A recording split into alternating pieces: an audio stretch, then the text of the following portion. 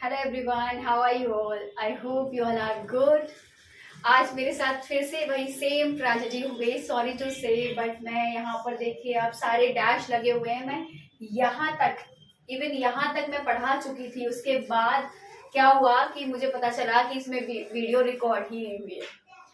ओह God, चलिए no problem, I start again. ठीक है, मैं दोबारा से पढ़ाने की कोशिश करूंगी वही फ्लो में। एक एक्चुअली क्या होता है ना, जो फर्स्ट टाइम फ्लो आता है ना, वो सेकंड टाइम में थोड़ा सा लेवल उसका कम हो जाता है। ठीक है, क्योंकि फर्स्ट टाइम में हम लोग पूरी एनर्जी के साथ पढ़ाते हैं। ठीक है, कोई बात नहीं, मैं दोबारा सेम कोशिश करूंगी। ओके, तो देखिए हमने क्या करा था अपनी पिछली वाली वीडियो में, मैंने आपको पढ़ाया था about sources of business finance. ठीक है, बिजनेस फंड। मैं उसमें क्या पढ़ा था हमने कि जो अपना बिजनेस होता है उसको स्टार्ट करने के लिए हम जो फाइनेंस लगाते हैं उसमें वो हम कहाँ कहाँ से कलेक्ट कर सकते हैं। ठीक है, कहाँ से हम अपना फाइनेंस इकट्ठा कर सकते हैं जिससे कि हम अपना बिजनेस अच्छे से रन कर पाए। फाइन, तो उसमें हमने 3 बेसिस पढ़े थे। First one was on the basis of period and second one was on the basis of ownership and then third one was on the basis of generation. ठीक है, बेसिस ऑफ पीरियड में क्या पढ़ा था हमने? Short term, medium term and then long term.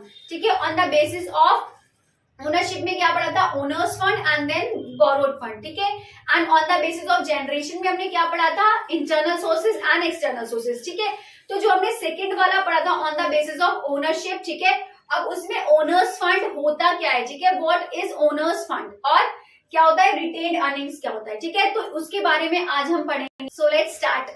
अब देखिए पहला क्या है? ओनर्स फंड में share capital and retained earnings. Now what is share capital?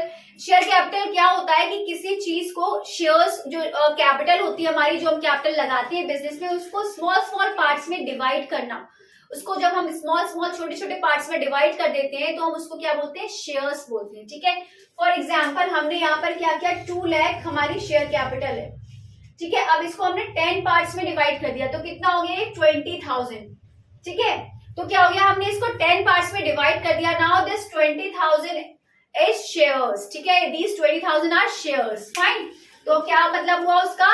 छोटे छोटे पार्ट्स में अपनी कैपिटल को डिवाइड करना is known as shares. Fine, now what are retained earnings? अब मैंने आपको रिटेन्ड अर्निंग्स बताया था कि रिटेन्ड अर्निंग्स क्या होती है? वो सेविंग्स होती है जो हम बचाकर रखते हैं कि in future if we have loss then we can use those savings. ठीक है, तो क्या होगा? हम उस सेविंग को क्या करेंगे? यूज कर सकेंगे जिससे कि क्या हो? हमारा लॉस कवर हो जाए। ठीक है, अब देखिए शेयर कैपिटल भी क्या होती है? 2 तरह की होती है। फर्स्ट वन वो is equity shares and second one is preference shares. अब इक्विटी शेयर्स क्या होते हैं और प्रेफरेंस शेयर्स क्या होते हैं वो हम आगे पढ़ेंगे। देखिए इक्विटी शेयर्स क्या होता है? The capital of the company divided into smaller parts is known as shares. Shares में आपको ऑलरेडी बता चुकी हूँ कि कैपिटल को जब हम स्मॉल स्मॉल पार्ट्स में डिवाइड कर देते हैं उसको हम क्या बोलते हैं? शेयर्स। ठीक है, next one is the capital obtain by issue of equity shares is known as equity share capital. ठीक है, वो कैपिटल जो ऑब्टेन होती है शेयर्स इश्यू करने से। ठीक है, कौन से शेयर्स? Equity shares. ठीक है, जब हम इक्विटी शेयर्स इश्यू करते हैं उसको हम क्या बोलते हैं? Equity share capital. Fine, and then third one is it is the most important source of raising long term finance. मतलब कि मैंने आपको बताया था कि जो शॉर्ट टर्म वाला होता है वो 1 ईयर तक की होता है। ठीक है, जो मीडियम टर्म होता है वो 1 to 5 एंड देन जो लॉन्ग टर्म होता है वो एक्सीडिंग 5 ईयर्स और मोर देन 5 ईयर्स। ठीक है, तो क्या होता है? यही लॉन्ग टर्म फाइनेंस मतलब कि जो 5 साल से ज्यादा के लिए जब हमें पैसा मिलता है किसी बिजनेस को स्टार्ट करने के लिए तो उसको हम क्या बोलते हैं? Long term finance. ठीक है, next one is equity share holders are the owners of the company. Equity share holders कौन होते हैं? कंपनी के ओनर्स हो जाते हैं। ठीक है, जब वो शेयर्स परचेज कर लेते हैं तो वो क्या हो जाते हैं? कंपनी के ओनर्स हो जाते हैं। Therefore the funds raised by issue of equity shares is known as equity share capital. इसीलिए उनको क्या बोला जाता है? जो इक्विटी शेयर्स परचेज करते हैं उनको क्या बोला जाता है? इक्विटी शेयर कैपिटल बोला जाता है। ठीक है, इक्विटी शेयर कैपिटल या फिर ओनर्स कैपिटल, क्योंकि इक्विटी शेयर होल्डर्स क्या होते हैं? ओनर्स हो जाते हैं हमारे, तो इसीलिए उसको क्या बोलते हैं? ओनर्स कैपिटल भी बोल सकते हैं या फिर ओनर्स फंड भी बोल सकते हैं। ठीक है, next one is rate of dividend payable to equity share holders is not fixed. ठीक है, अब क्या होता है? इक्विटी शेयर होल्डर में जो रेट ऑफ डिविडेंड, पहले डिविडेंड सुनिए क्या होता है? डिविडेंड वो अमाउंट होता है जो कि हम देते हैं जब शेयर्स कोई परचेज करता है। ठीक है, उसके बदले जो अमाउंट देते हैं, मान लो जैसे कि हम अपना बैंक में अमाउंट डिपॉजिट करते हैं। ठीक है, तब जब हम बैंक में अमाउंट डिपॉजिट करते हैं तो हमारा हर मंथ कुछ ना कुछ इंटरेस्ट आता है बैंक की तरफ से, तो वही इंटरेस्ट क्या कहलाता है, वैसे ही मतलब वो हमारा इंटरेस्ट कहलाता है। लेकिन ऐसे जब हम शेयर्स कोई परचेज करता है उसको हम बदले में जो पेमेंट करते हैं, अमाउंट देते हैं, उसको हम क्या बोलते हैं, डिविडेंड। पर जो रेट होता है उस डिविडेंड का वो फिक्स नहीं होता है in the case of equity shares. ठीक है, इक्विटी शेयर्स में क्या होता है, rate of dividend is not fixed. Fine. Now second one is they have the right to vote to participate in the fixed management of the company. ने बताया है कि इक्विटी शेयर होल्डर्स क्या होते हैं, कंपनी के ओनर्स हो जाते हैं। ठीक है, तो जब वो ओनर्स हो जाते हैं तो उनका हर चीज में राइट हुआ, तो ऐसे ही क्या होगा, उनका वोटिंग राइट भी होता है क्योंकि they are the owners of the company. ठीक है, now this is all about equity shares. I hope you all understand कि what are exactly equity shares. ठीक है, now we study about preference shares. अब देखिए प्रेफरेंस का नाम ही यहाँ पर क्या हो गया, प्रेफर। ठीक है, प्रेफरेंस किसी चीज, किसी इंसान को, जैसे हम बोलते हैं ना, उसको पहले प्रेफरेंस दी जा रही है, तो ऐसे ही यहाँ पर प्रेफरेंस शेयर्स क्या होते हैं, इनको पहले प्रेफरेंस दी जाती है हर चीज में बिफोर देन इक्विटी शेयर्स। ठीक है, इक्विटी शेयर से क्या होता है, पहले प्रेफर किया जाता है इनको। अब देखिए क्या है, the capital obtained by issue of preference shares is known as preference share capital. जैसे कि इक्विटी शेयर्स में क्या था कि उससे जब हम इक्विटी शेयर से परचेज शेयर्स इशू करा रहे थे तो वो इक्विटी शेयर कैपिटल हुआ था। यहाँ पर जब हम प्रेफरेंस शेयर से कराएंगे तो क्या होगा, प्रेफरेंस शेयर कैपिटल। ठीक है, now next one is they enjoy to preferential position over equity share holders. यहाँ पर क्या होता है, दो प्रेफरेंशियल पोजीशन होती है जो कि वो लोग क्या करते हैं, उनके प्रेफरेंस शेयर्स के पास क्या होती है, दो प्रेफरेंशियल पोजीशन होती है। फर्स्ट वन देखिए क्या है, right of dividend eight fix rate.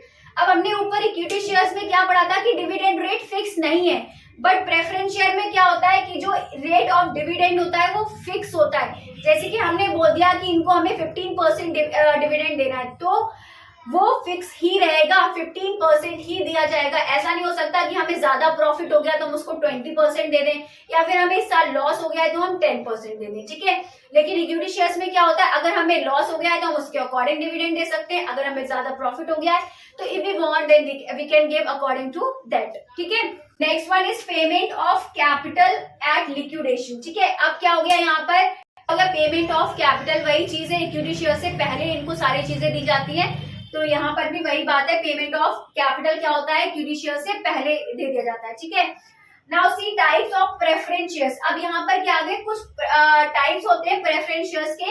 First one is participation shares, then second one is non-participating shares, then third one is cumulative shares, and then non-cumulative, then convertible, and then non-convertible shares. ठीक है, अब देखिए shares क्या होता है, जैसे कि मान लीजिए प्रॉफिट्स होते हैं, ठीक है, वो तो उनको मिल ही रहे, बट उसके अलावा अगर कोई कंपनी को प्रॉफिट हो रहा है तो उसमें उनका पार्टिसिपेशन होगा, मतलब उनको वो प्रॉफिट मिलेगा, तो वो कौन से हो जाते हैं, हमारे पार्टिसिपेशन शेयर्स। ठीक है, लेकिन नॉन पार्टिसिपेटिंग शेयर्स में क्या होता है कि वो प्रॉफिट उनको, जो उनको बोला गया है बस उतना ही मिलेगा, उसके अलावा जो भी एक्स्ट्रा प्रॉफिट्स हो रहे हैं, ठीक है, उनको उसमें उनका उसमें कोई भी रोल नहीं होगा। ठीक है, ना ही उनको वो प्रॉफिट दिया जाएगा। ठीक है, next one is cumulative shares. अब कम्युलेटिव शेयर्स क्या होते हैं, मान लीजिए 2009, ठीक है, 10 और 11 इन तीनों ईयर्स में प्रॉफिट हुआ।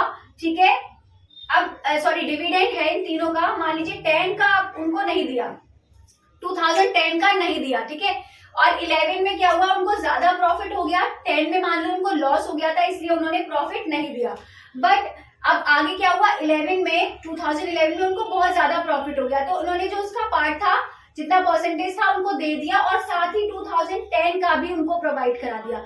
अब जब हम पिछला वाला भी जिसको दे देते हैं उसको हम बोलते हैं कम्युलेटिव, और नॉन कम्युलेटिव में क्या होता है, उनको सिर्फ 2011 का ही मिलेगा, पीछे का कोई भी प्रॉफिट या डिविडेंड जो भी रह गया है वो नहीं मिलेगा, उसको हम बोलते हैं नॉन कम्युलेटिव। ठीक है, कम्युलेटिव कौन से होते हैं, जिसको हमारा जो पिछला प्रॉफिट भी होता है, पिछला डिविडेंड भी जो भी रह गया होता है अमाउंट, वो हम जब रिटर्न कर देते हैं उसको हम कम्युलेटिव बोलते हैं, लेकिन जिसको नहीं मिलता उसको हम नॉन कम्युलेटिव बोलते हैं। ठीक है, अब कन्वर्टेबल शेयर्स कौन से होते हैं, कन्वर्टेबल जो इजीली शेयर्स, जैसे कि अगर उनका मन है शेयर्स कन्वर्ट करने का तो वो इजीली जो शेयर्स कन्वर्ट हो जाते हैं उसको हम कन्वर्टेबल बोलते हैं, और जो नहीं होते उसको हम नॉन कन्वर्टेबल शेयर्स बोलते हैं। ठीक है, तो ये हमारा ओनर्स फंड के बारे में हो गया। आज हमने इक्विटी शेयर्स पढ़ा, प्रेफरेंस शेयर्स पढ़ा और टाइप्स ऑफ प्रेफरेंस शेयर्स पढ़ा।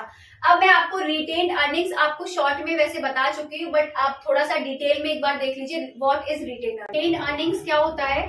The part of profit which is not distributed to shareholders as dividend, not retained in the business for future projects is known as retained earnings।